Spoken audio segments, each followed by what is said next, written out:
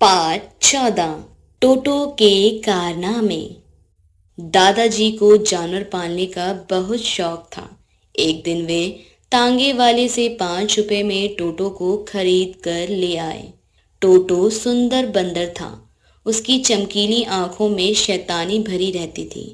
पूंछ तो उसकी सुंदरता में 4 चांद लगा देती थी। दादाजी का कहना था कि यह उसका तीसरा हाथ है। पूंछ का उपयोग वह शाखाओं पर झूलने और ऐसे फल आदि को तोड़ने के लिए करता है जो उसके हाथों की पकड़ से दूर होता है।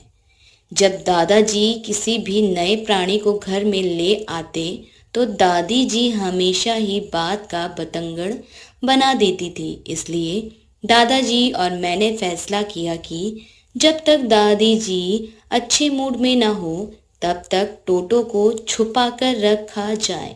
हमने उसे एक छोटी सी कोठरी में बंद कर दिया।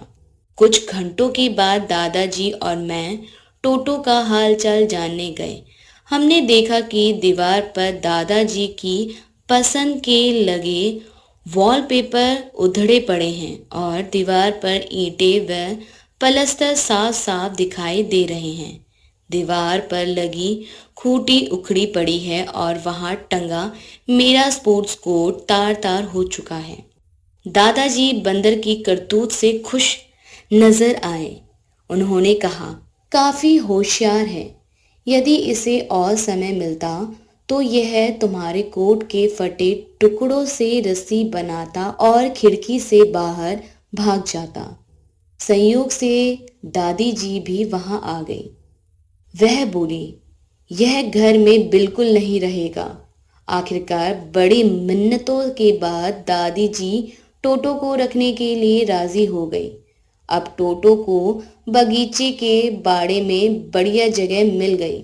सर्दियों की शाम को टोटो के लिए सुखद क्षण तब आता था जब दादी जी उसे गर्म पानी से नहलाती थी।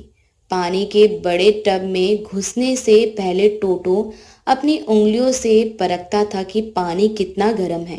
फिर धीरे धीरे वह पानी में घुसता था। पहले वह एक पैर और फिर दूसरा पैर टब में डालता था। इसके बाद वह पूरा ही पानी में घुस जाता था और केवल उसकी गर्दन ही पानी से बाहर होती थी। एक दिन ऐसा हुआ कि चाय बनाने के लिए पानी से भरी देगची चूल्हे पर ही रह गई। टोटो ने देखा कि पानी नहाने लायक गर्म था, अतः वह उसमें घुस गया। बाहर सिर्फ उसका सिर दिखाई दे रहा था। कुछ देर तो सब ठीक ठाक रहा, लेकिन बाद में पानी गर्म होने लगा। टोटो थोड़ा उठा, लेकिन बाहर ठंड होने के कारण फिर से उसमें बैठ गया। कुछ समय तक वह निकलने के लिए वहीं हाथ पांव मारता रहा। आखिरकार दादाजी आए और उसे अधझुलसी हालत में बाहर निकाला। यदि दिमाग में कोई ऐसा भाग होता है जो सिर्फ शैतानी के लिए हो तो वह कहा जा सकता है कि टोटो का यह भाग बहुत ही विकसित था। दादाजी को भी मानना पड़ा कि उस जैसे जानवर को बहुत लंबे समय तक हम नहीं रख सकते। हम बर्तनों, कपड़ों व वॉलपेपर के नुकसान को बार बार सहन नहीं कर सकते थे, पर करे तो क्या करें। एक दिन हमारी समस्या हल हो गई जब एक महात्मा हमारे घर पधारे। उन्होंने पूछा, क्या आपके घर में कोई पवित्र बंदर है? दादाजी ने कहा, हमारे पास बंदर तो है, लेकिन पवित्र होने की जगह वह ज्यादा अपवित्र है। महात्मा जी ने कहा, मेरा बंदर बहुत पवित्र था। 6 महीने पहले वह मुझसे नाराज होकर कहीं चला गया था।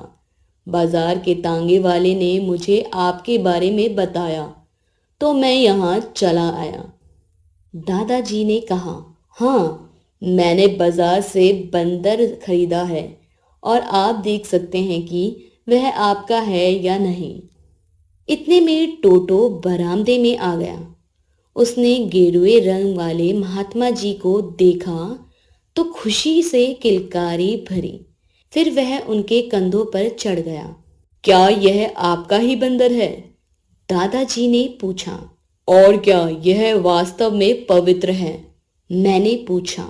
मैं सोच रहा था कि क्या कोई शैतान बंदर भी पवित्र हो सकता है। बहुत पवित्र है, महात्मा जी ने कहा। आप इसे ले जा सकते हैं, दादाजी ने कहा। दादाजी की इच्छा थी कि उन्हें टोटो के बदले 5 रुपए मिल जाएं, लेकिन हुआ यह कि उन्हें महात्मा जी को 5 रुपए दान में भी देने पड़े। महात्मा जी ने हमें आशीर्वाद दिया। मैंने टोटो को केले दिए और उसने मुझे स्नेह से देखा। इस प्रकार दादाजी को राहत उचित शब्दों की सहायता से